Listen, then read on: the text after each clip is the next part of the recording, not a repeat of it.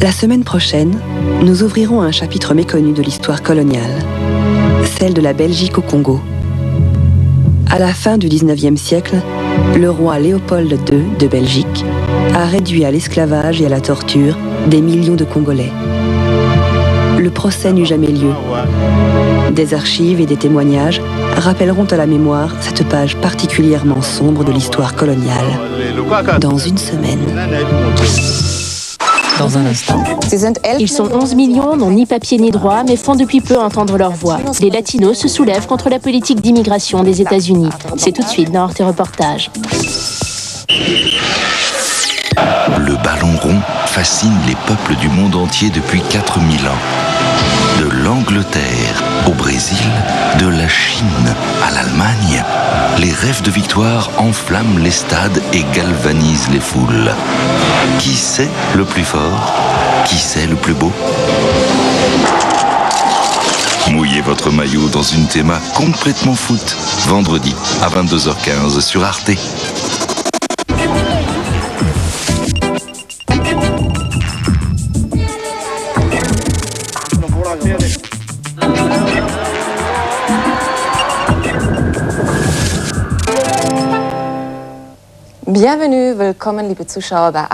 Bienvenue pour ce 97e numéro d'Arte Reportage.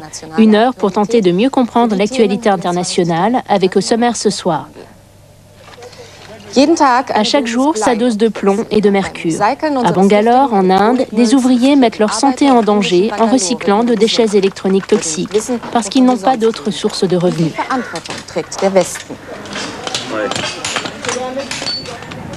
James Bond en Arabie Saoudite. Grâce à un savoir-faire et des technologies de pointe importées, les rois du pétrole luttent contre le terrorisme. Une façon de donner des gages à l'allié américain.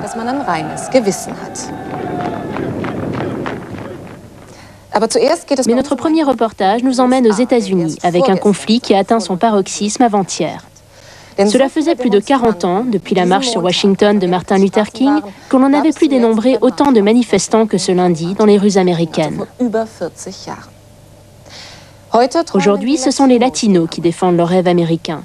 Depuis début avril, les sans-papiers aux États-Unis réclament haut et fort leur naturalisation, ou plutôt le retrait d'un projet de loi issu de la Chambre des représentants. Un projet qui ferait d'eux des hors-la-loi et autoriserait leur expulsion massive. Aujourd'hui, 14% de la population des États-Unis est originaire d'Amérique latine. D'ici 2050, les latinos devraient représenter un quart de la population. Ces chiffres nourrissent les peurs et la classe politique saisit cette occasion d'attirer des électeurs. À l'heure où le débat en France ressurgit à l'occasion de l'examen du projet de loi Sarkozy sur l'immigration, reportage aux États-Unis. Thomas Dandois et Pierre Cresson.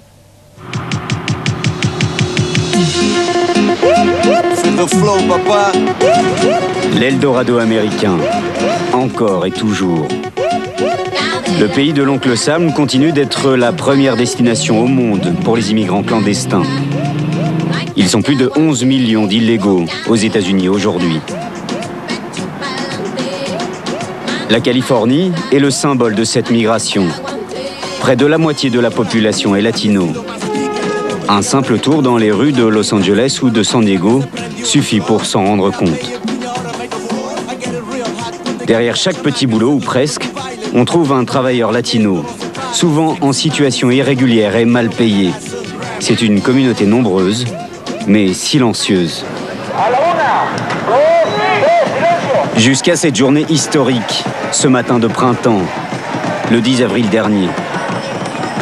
Ce jour-là, ils sont plus d'1 million à oser descendre pour la première fois dans la rue.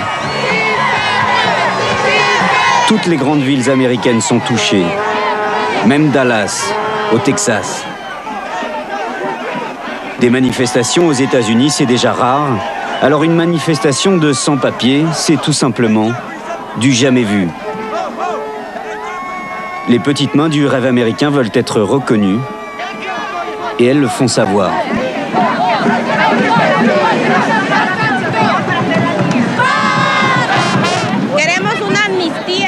Nous voulons une amnistie pour tous les immigrés clandestins. Nous sommes des travailleurs. Nous gagnons notre vie honnêtement et on nous traite comme si on était des voleurs. Nous sommes la force de travail des États-Unis et nous voulons que ça se sache.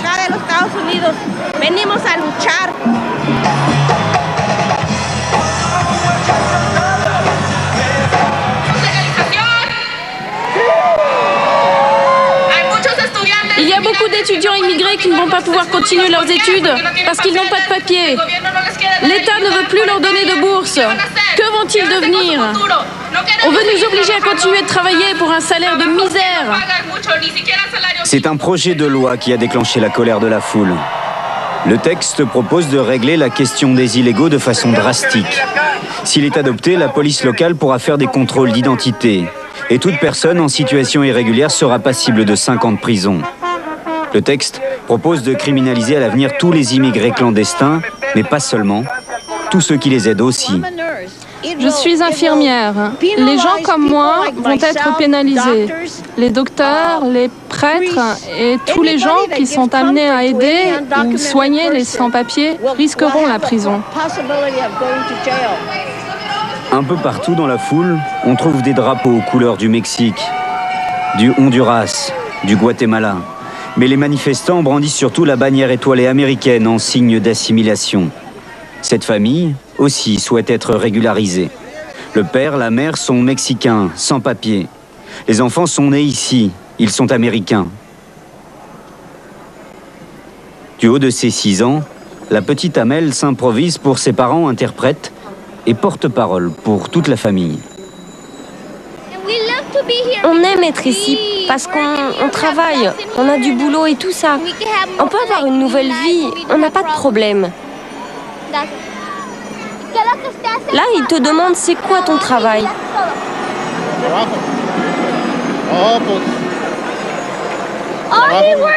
Il travaille, il coupe des arbres et il en plante. Il travaille dur. Il a un métier difficile. Il essaye d'apprendre l'anglais, mais il y a beaucoup de boulot ici. Le travail pénible, les petits salaires, la famille Solano connaît bien. Le jour, la mère travaille comme serveuse dans un restaurant. C'est le père qui s'occupe des enfants jusqu'au soir, avant de prendre son service dans une usine. Pour eux, comme pour tellement d'autres familles mexicaines, l'application de cette loi serait un déchirement. Elle signifierait l'expulsion de 3 d'entre eux. Mon père, ma mère et ma sœur sont illégaux. Mon frère et moi, nous, on a des papiers.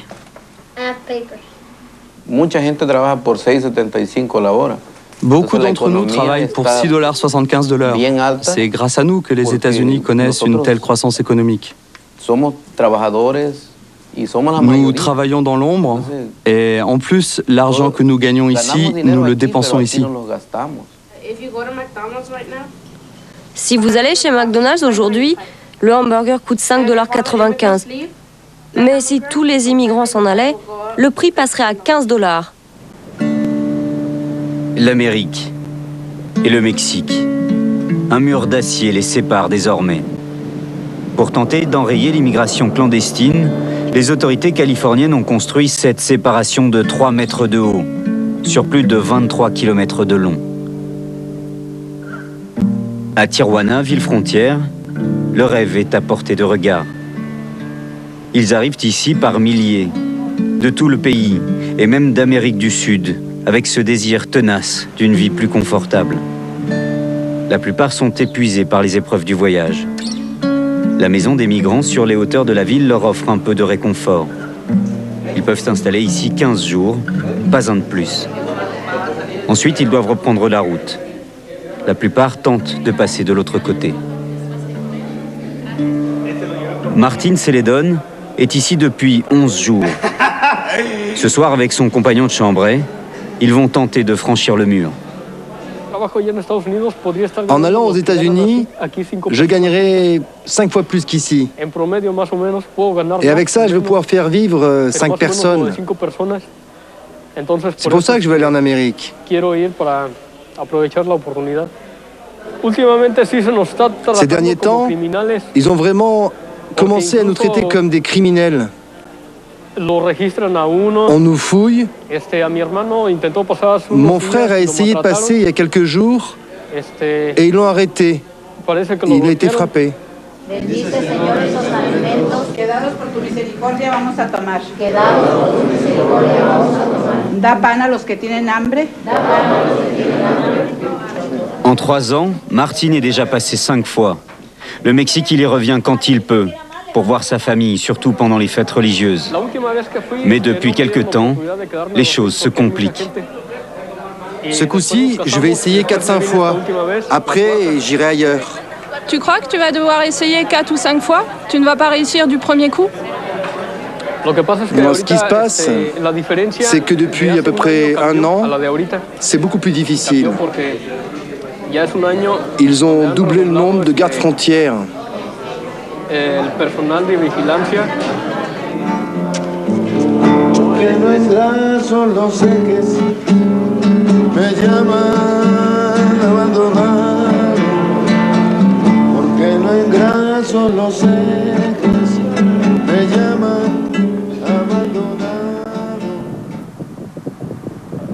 En face, en Amérique, juste de l'autre côté du mur. Pour certains, cette construction métallique est bien plus qu'une simple frontière. C'est une insulte au Mexique, un véritable dispositif militaire. C'est en tout cas ce que pense Enrique Morones, un Américain d'origine mexicaine. Avec son association, les Border Angels, il porte assistance aux migrants. Parfois, on peut apercevoir des immigrants. Parce que là, juste derrière, c'est le Mexique. On peut voir la route d'ici. Cette barrière là en tôle, ça provient des plaques utilisées pour le débarquement dans la première guerre du Golfe. Ils en ont utilisé au Vietnam et pour envahir l'Irak. Ils s'en servent pour se poser dans la jungle ou dans le désert. Évidemment, je suis totalement opposé à cette militarisation de la frontière parce que le Mexique n'est pas notre ennemi. Nous sommes sur la zone depuis moins de 5 minutes. Là, regardez, c'est un hélicoptère de patrouille. Ils veulent vérifier, voir qui on est. Ils vont faire une sorte de tour du secteur de la frontière.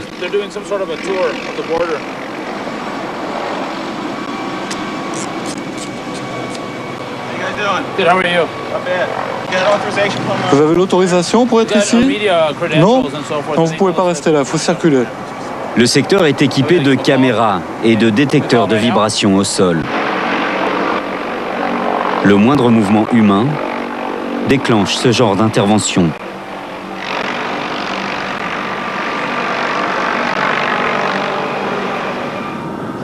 Avec un tel dispositif, le passage est de plus en plus improbable. Mais le flux ne diminue pas pour autant. Les clandestins s'accrochent à leurs rêves et prennent toujours plus de risques.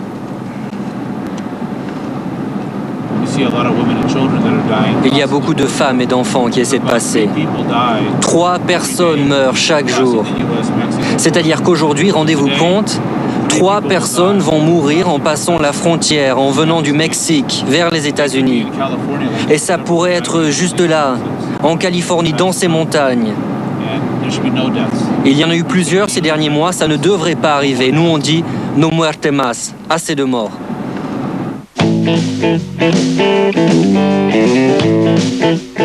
À 800 km de là, plus à l'est, l'Arizona. Depuis un peu plus de 2 ans, les principaux points de passage se font par ici. Les migrants fuient le mur trop difficile à franchir et tentent de passer par les montagnes et le désert. Les gardes-frontières sont débordés. Pour tenter d'enrayer le flux, des civils viennent leur prêter main forte. On les appelle les Minutemen. Ce sont tous des bénévoles. La plupart sont retraités. Les autres ont pris sur leur temps de vacances pour venir scruter l'horizon dans le désert.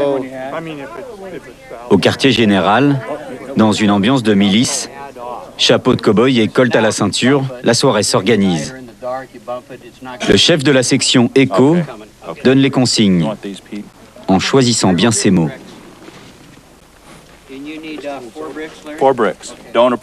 N'approchez pas les clandestins. Vous ne devez avoir aucun contact physique avec eux, sauf peut-être pour leur donner à manger ou à boire. Et si vous voyez quelqu'un avec un gros sac à dos, il transporte sûrement de la drogue, ou s'il a un fusil, ça se voit tout de suite. Et si vous apercevez un pistolet, dans ce cas, on passe en code noir. Silence absolu, pas de lumière. Et on appelle dès qu'on peut le QG pour qu'ils préviennent les gardes frontières. Ready? That's you.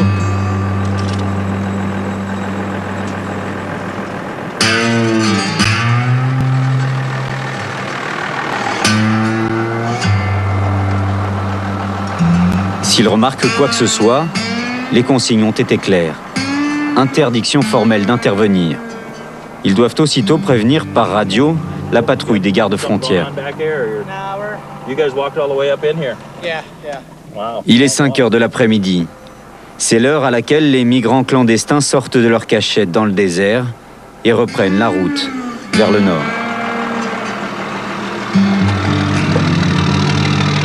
And those are all fresh.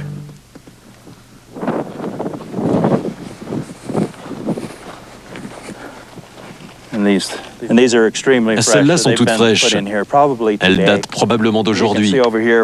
Vous voyez, elles viennent de par là, du sud. De cette direction, ils viennent du Mexique. Ils longent la vallée en direction du nord et de Tucson. Ah, il y a du très frais là-bas. L'installation n'est pas encore terminée et déjà... Le poste 8 en a repéré 10. 8 peut-être. La patrouille est en route.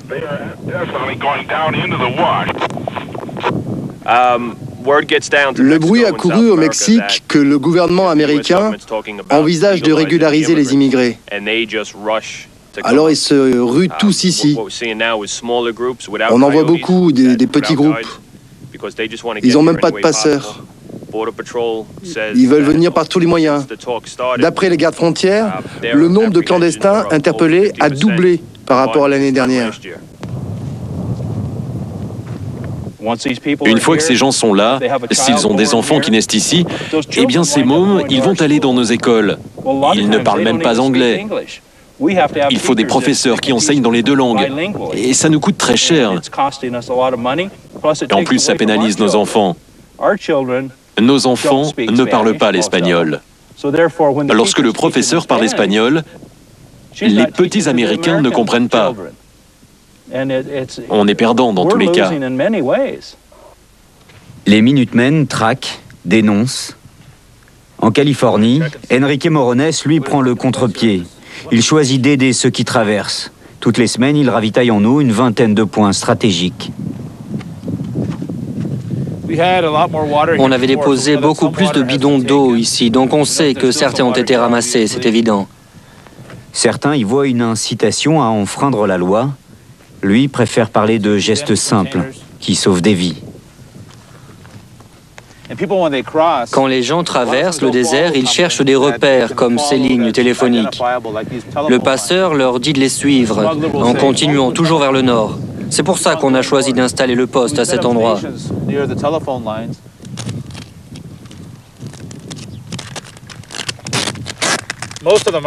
La plupart des migrants se déplacent la nuit, ils ne peuvent rien voir, à moins que quelque chose n'attire leur attention.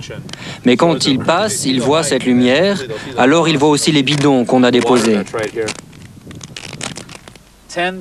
10 000 personnes sont mortes en essayant de venir travailler aux États-Unis.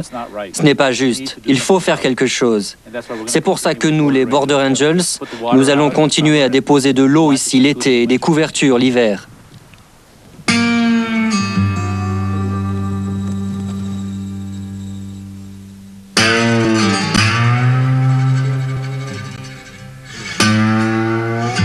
Retour en Arizona, chez les Minutemen. L'avenir s'annonce bien sombre. Si ça continue comme ça, dans 10 ans, l'Amérique n'aura plus rien à voir avec ce qu'elle est aujourd'hui. Et ce sera comment? Ce sera le Mexique. Ils sont 20 millions. Imaginez s'ils amènent leur famille. Ça va faire combien de personnes en tout? Ça va être énorme. Vers minuit, fin de l'opération. La soirée de traque a été plutôt calme. Les Minutemen retournent à leur quartier général pour un débriefing. Le groupe de 8 migrants repérés un peu plus tôt a pu être interpellé par la patrouille de la police des frontières.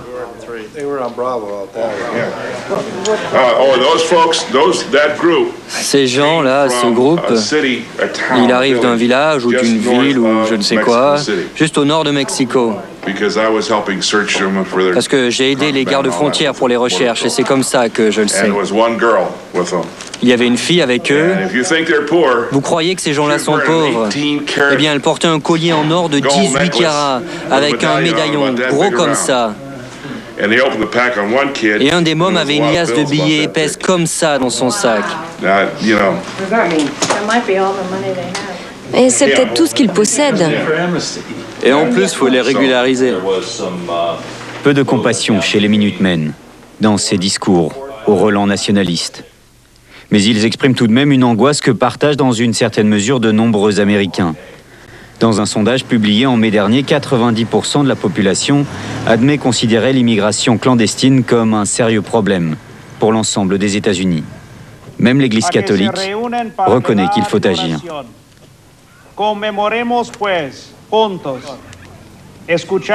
Ici, à San Diego, en Californie, de nombreux évêques et beaucoup d'autres hommes d'église latinos ou non se sont engagés pour défendre les sans-papiers.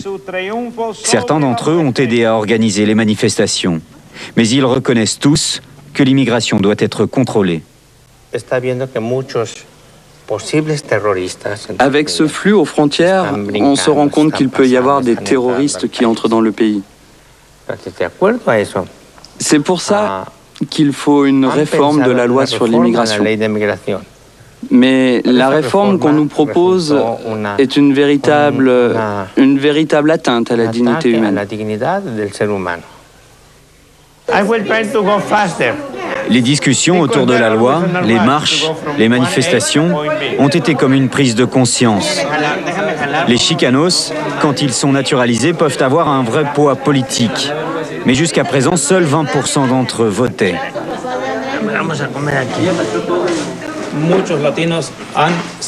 Il y a énormément de Latinos qui ont été naturalisés. Maintenant qu'ils ont la nationalité, ils peuvent voter.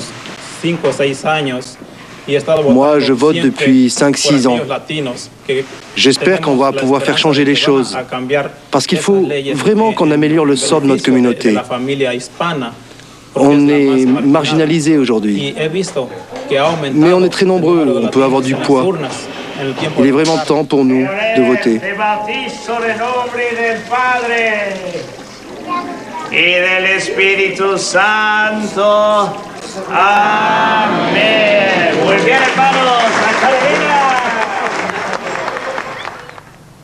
Retour au Mexique, à la maison des migrants. Il est 3 heures du matin. Martin et ses 2 compagnons prennent la direction de la barrière. La frontière est bien gardée. Ils le savent, les patrouilles tournent. Mais ils veulent quand même tenter le coup. Vous voyez, c'est là-bas. C'est là-bas au fond, là. C'est là où la barrière se jette dans la mer. Pour rester léger, ils n'ont presque rien emporté.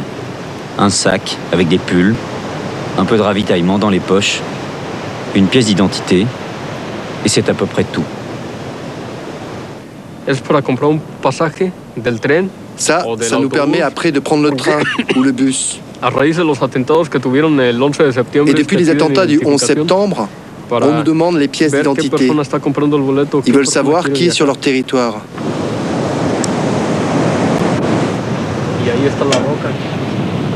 Sans trop y croire, ils jettent un dernier coup d'œil, en quête d'une faille.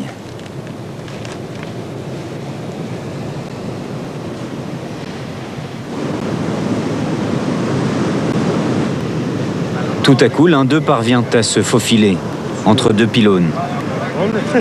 Les autres attendent derrière pour voir si la patrouille le détecte.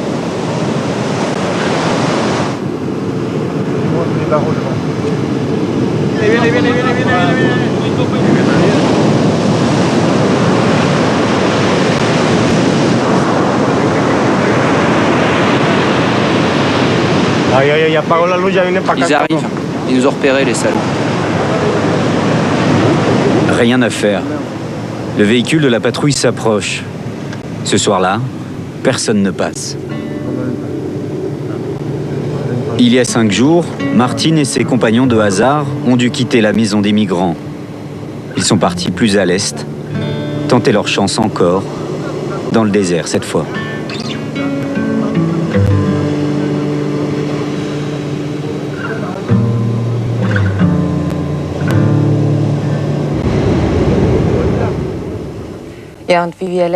Martine Celedon et ses amis ont finalement réussi à passer en Arizona la semaine dernière. Ils seraient aujourd'hui à San Francisco et ils auraient même déjà trouvé un emploi. L'image de Chirac prend l'eau dans l'océan Indien. Vous vous souvenez peut-être de ce genre de titre paru dans la presse en février dernier.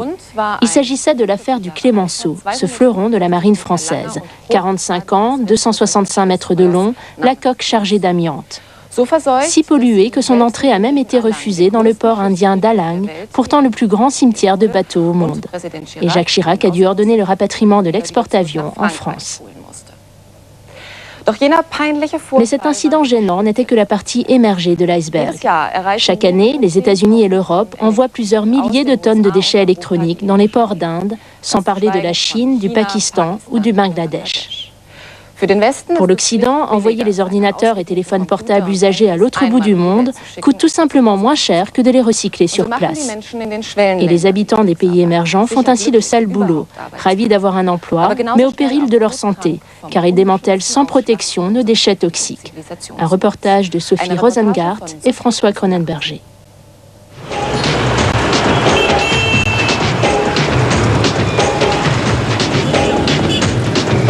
Chennai, à moins d'une heure de vol de Bangalore, le miracle économique de l'Inde. Ville-temple dédiée aux technologies qui attirent les plus grands noms de l'informatique. En 5 ans, la Silicon Valley indienne a conquis 15% du marché mondial de logiciels fabriqués à la demande. Un marché juteux qui s'exporte dans toute la région au rythme endiablé des clips de Bollywood. Nous sommes dans le sanctuaire de l'Inde qui gagne et qui brille. Ça, c'est le côté pile de la médaille. Le côté face, le voilà. Bienvenue dans l'autre monde de l'informatique, celui de la récup. Nous sommes à l'Abbey Street, dans les faubourgs de Chennai. Ici, on recycle tout, car tout se vend, même les déchets. Pauvreté oblige, le recyclage est devenu une seconde nature. Pour quelques roupies, les ordinateurs sont désossés, chaque élément est récupéré pour être revendu soit en pièces détachées, soit pour être recyclé. Ali vit de ce marché. Il nous propose de le suivre derrière chez lui. Comme beaucoup de petits revendeurs, il a un atelier sauvage dans l'arrière-cour de sa maison.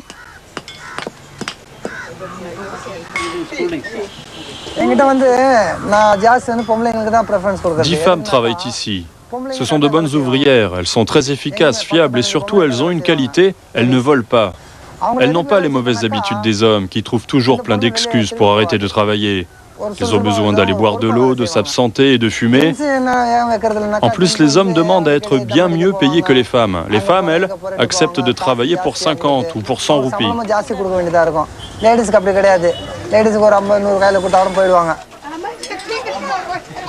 Soit pour moins de 2 € par jour. Najimounisha n'a pas le choix. Elle a 3 filles à charge et ce seul salaire pour faire bouillir la marmite. Ici, le savoir-faire comme la misère se transmet de génération en génération. Toutes ces femmes de la même famille travaillent pour Ali depuis 2 ans. 10 heures par jour, elles dissèquent les ordinateurs périmés des pays occidentaux. Je les ai formés à la technique. Je leur ai montré comment récupérer les condensateurs, les circuits intégrés, tous les composants électroniques en fait. Pour trier, elles n'y vont pas par 4 chemins. L'important, c'est de désosser au plus vite les ordinateurs pour regrouper les différents matériaux par catégorie. Tout est revendu, mais pas au même prix.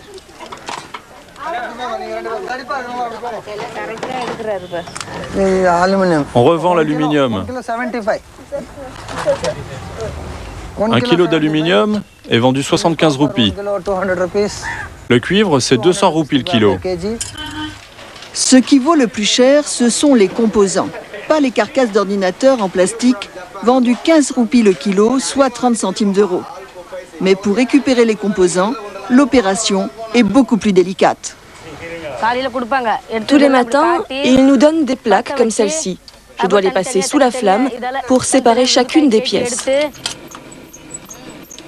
De toute évidence, la sécurité des ouvrières n'est pas ce qu'il y a de plus important.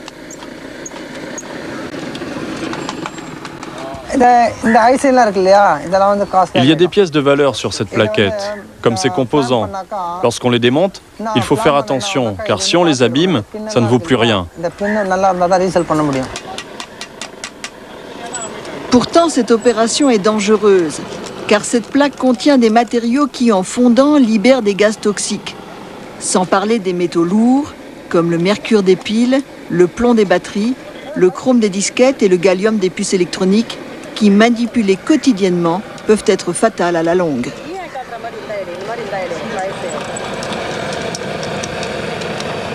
Quand il y a trop de fumée, je me protège avec mon sari. Je le mets comme ça. Ça ne doit pas nous déranger pour travailler. On continue à travailler. Et en même temps, on se protège. Une protection bien peu efficace. D'ailleurs, une étude faite à Calcutta démontre que le trafic de déchets électroniques serait responsable d'une augmentation des cancers parmi cette population à risque. Un accroissement aussi constaté à Chennai. Notre étude a commencé en 1982. Il y a 20 ans, le taux de cancer était largement inférieur. Pour les hommes, on dénombrait 70 cas sur 100 000 et pour les femmes, 80 cas sur 100 000. Aujourd'hui, les taux sont largement supérieurs. De plus, si vous regardez le chiffre concernant les survivants 5 ans après leur maladie, vous allez être frappé par une grande différence avec les résultats américains ou français. La principale raison étant que les gens qui viennent chez nous sont au dernier stade de la maladie. Aussi, le traitement que nous leur appliquons est un traitement palliatif et non un traitement curatif. Et ce, malgré les nombreuses campagnes de dépistage. Pour ces populations à risque, difficile de délaisser un travail qui est la plupart du temps la seule source de revenus pour toute la famille. Pourtant, Chennai, de son ancien nom Madras, qui fut longtemps réputé pour son négoce d'étoffe, a décidé de se tourner résolument vers ce marché du recyclage. D'ailleurs, à Ritchie Street, on trouve de tout. Des ordinateurs flambant neufs, mais surtout beaucoup d'occasions venues d'Europe et des États-Unis. Un marché né du recyclage informatique qui prend aujourd'hui des proportions redoutables. Si près de 40 millions d'ordinateurs sont périmés chaque année, ils seront 3 fois plus nombreux en 2010. Sans parler des téléphones portables et autres modems Internet, dont les durées de vie sont de plus en plus courtes. Des produits qui ne sont pas périmés pour tout le monde.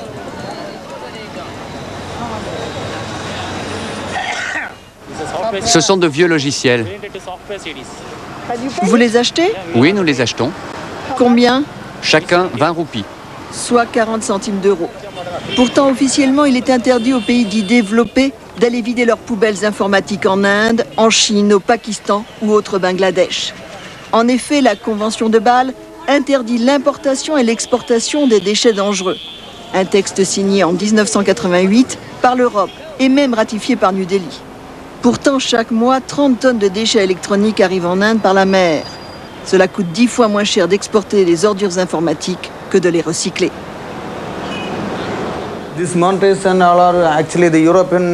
Ces moniteurs arrivent d'Europe. Notre clientèle achète les produits européens, principalement les ordinateurs comme ceux-là. Nous importons des compacts, des IBM. Ils viennent tous d'Europe. J'achète des containers sur le port et aussi des produits du marché local. Pour nous, c'est intéressant d'acheter des ordinateurs d'occasion européens et américains. Ils sont très bon marché.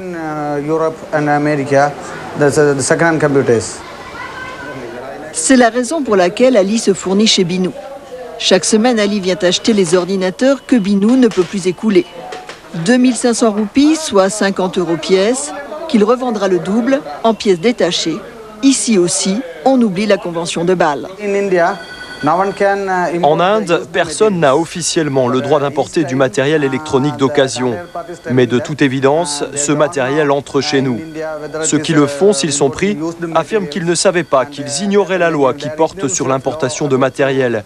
Et ils acceptent de payer la pénalité pour l'entrée des containers en Inde. Voilà. Tout le monde ferme les yeux. La seule crainte de Binu, c'est que la loi soit appliquée à la lettre. Les conséquences seraient désastreuses pour lui.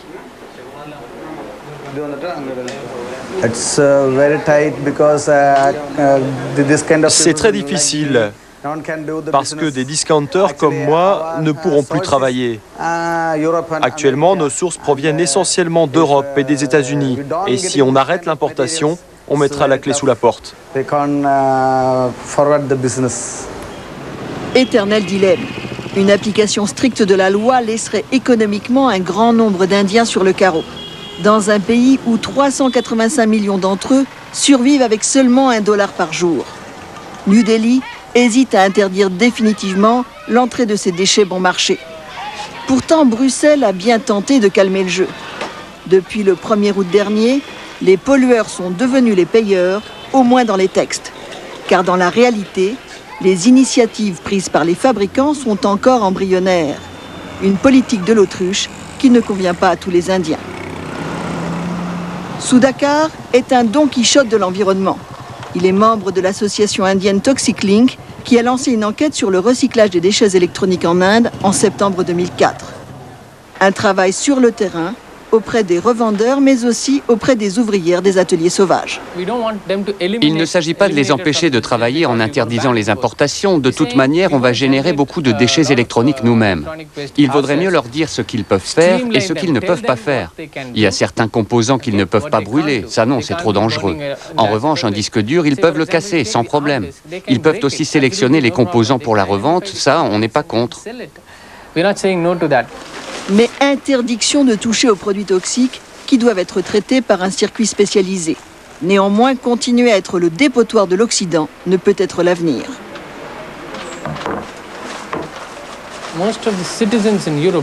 La plupart des Européens et des Américains ne savent pas exactement comment sont traités leurs déchets électroniques. Je pense qu'ils croient qu'ils sont gérés dans leurs pays respectifs. En réalité, la situation est tout autre. Il faudrait tout simplement leur dire la vérité, que leurs déchets viennent polluer l'environnement et la santé des Indiens. Alors je pense qu'ils prendraient conscience de cette injustice et influenceraient leur gouvernement pour qu'ils changent leur politique. Prenons l'exemple du Clémenceau qui contenait tellement d'amiante. Il a bien été renvoyé à cause de ça. Pourquoi voulez-vous que l'on importe des tonnes de déchets électroniques qui sont tout aussi dangereux chimiquement?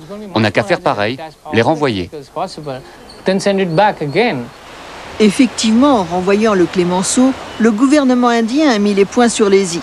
Un geste symbolique. Néanmoins, rien qu'aux États-Unis, 250 millions de PC seront mis au rebut dans les 5 ans à venir. Il y a malheureusement fort à parier qu'une partie d'entre eux sera déversée sur les côtes indiennes.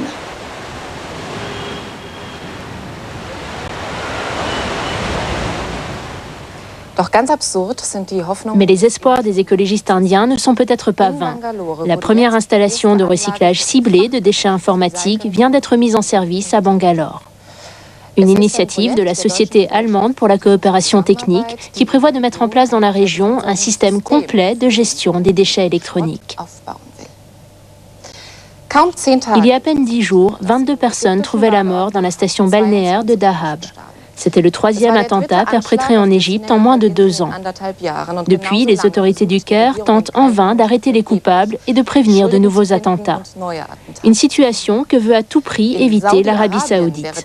Depuis que cet État du Golfe avait lui-même été la cible d'attentats suicides en 2003, il mène une lutte acharnée contre le terrorisme sur son territoire. Il s'agit bien sûr de protéger l'industrie du pétrole, mais surtout de prouver à l'Occident que le pays n'est pas de mèche avec les terroristes, même si l'Arabie saoudite est la terre natale de la plupart des auteurs des attentats du 11 septembre et de Ben Laden lui-même. Reportage de Guy Brousmich et Hervé Lagaillard.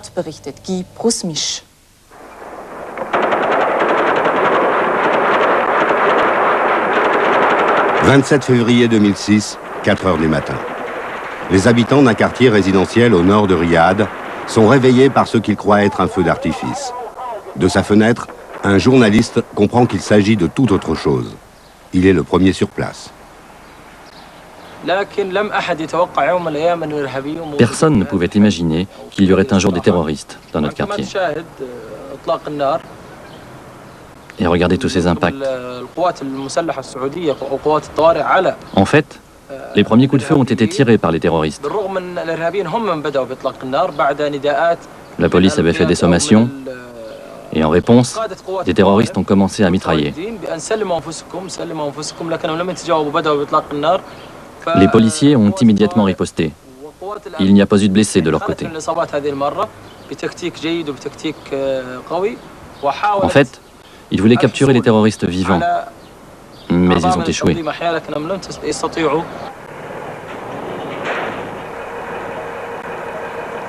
L'assaut va durer plus de 2 heures.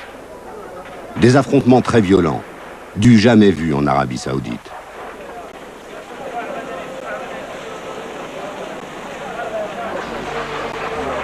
La stratégie des policiers a bien fonctionné. Aucun blessé dans leur rang, alors que les 5 terroristes ont été abattus. Sans le savoir, les forces de l'ordre viennent d'abattre le chef présumé de la branche saoudienne d'Al-Qaïda, Fahd al-Jouir. Dans la villa, les forces de police ont saisi un véritable arsenal. Des armes qui ont servi 4 jours auparavant dans une attaque contre une raffinerie de pétrole. C'est le résultat d'une longue traque et du renforcement du dispositif antiterroriste saoudien. Car depuis les attentats du 11 septembre 2001 aux États-Unis, les données ont changé pour le régime saoudien. Le pays de la Mecque et des pétrodollars est aussi la terre natale d'un certain Oussama Ben Laden, le fondateur d'Al-Qaïda qui a déclaré la guerre à l'Occident, mais aussi à son propre pays, l'accusant d'allégeance envers le gouvernement américain.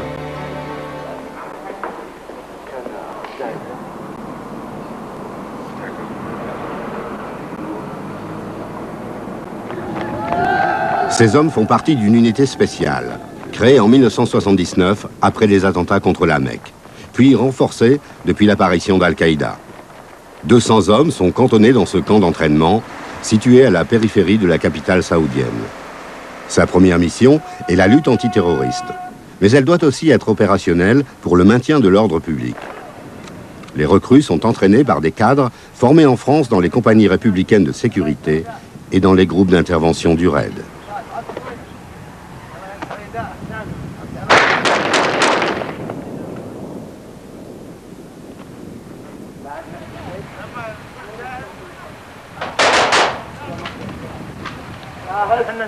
Cette force antiterroriste compte plus de 5000 hommes, immédiatement mobilisables dans les 13 régions administratives du pays.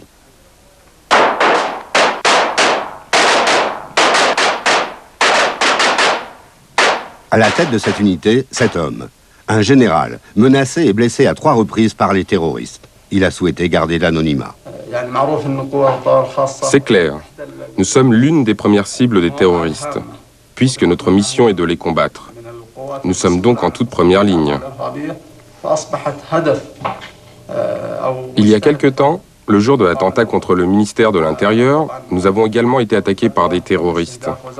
Le tireur d'élite qui était de garde dans le Mirador a fait exploser leur voiture piégée, à 350 mètres de l'entrée du camp. Grâce à la vigilance de nos hommes, il n'y a eu aucune victime de notre côté. Les terroristes ont tous été abattus. La même chose s'est passée au ministère de l'Intérieur au même moment. Les hommes qui assuraient la garde ont également fait exploser la voiture des terroristes. Dans les 2 cas, il n'y a pas eu de blessés. Seulement des dégâts matériels.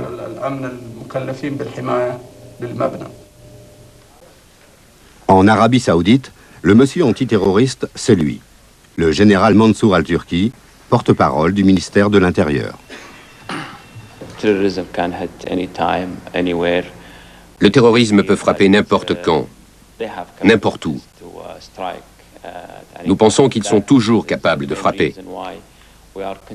C'est pour cela que nous continuons à les combattre. Nous continuons à mettre en place des mesures de prévention.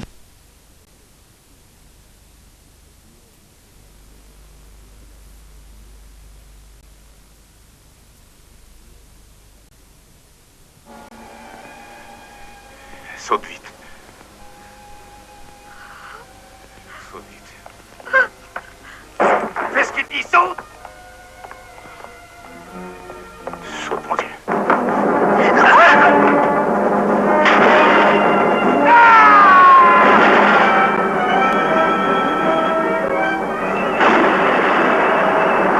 Dépêche-toi, nage!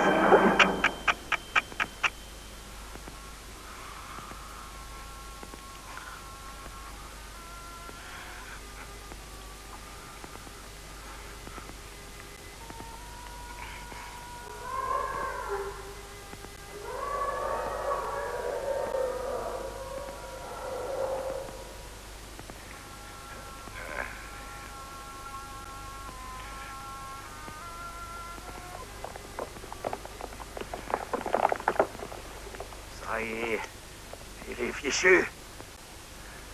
Tous ensemble. On va tous crever. Tu divagues, mon pauvre Flynn.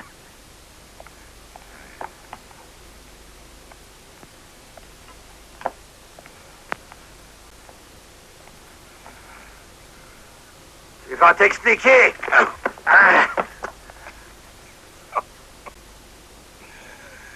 Une bombe. Une petite merveille. Dans votre soute à munitions. In der Munitionskammer, da fiel mir einer der Männer auf. Une minute encore. Wir müssen sie finden. Sollten wir nicht besser das Schiff verlassen? Erst wenn ich es befehle.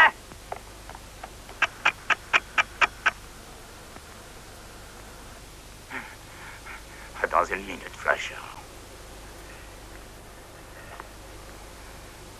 On va saluer le diable tous les deux.